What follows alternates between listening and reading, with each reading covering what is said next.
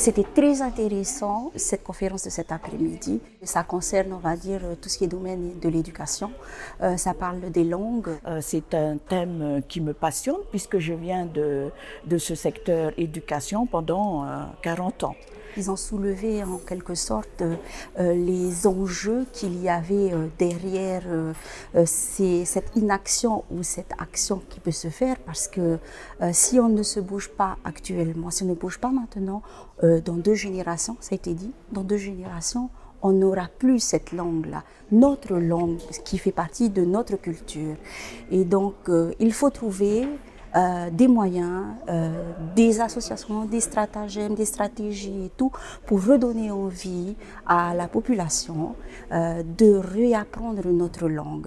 Et ça se passe d'abord au niveau de la famille. La cellule familiale est importante. Et donc ça veut dire que la famille doit se réapproprier cette langue pour donner envie à nos enfants de pouvoir la parler. Moi, je suis dans cette démarche, dans ce questionnement.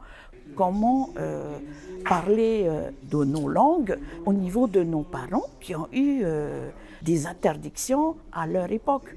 Pour moi, c'est là la piste de travail pour nous qui représentons les associations d'éducation populaire.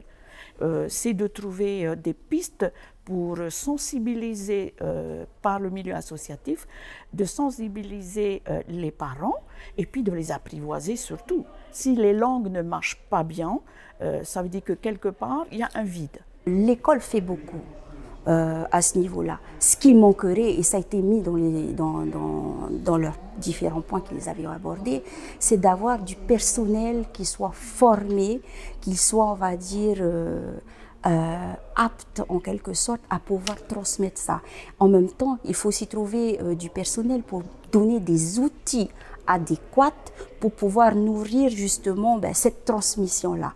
L'école fait déjà son rôle, mais il faut aussi que la famille fasse son rôle, ce rôle-là, d'être le porteur, on va dire, d'accompagner, d'améliorer notre langue.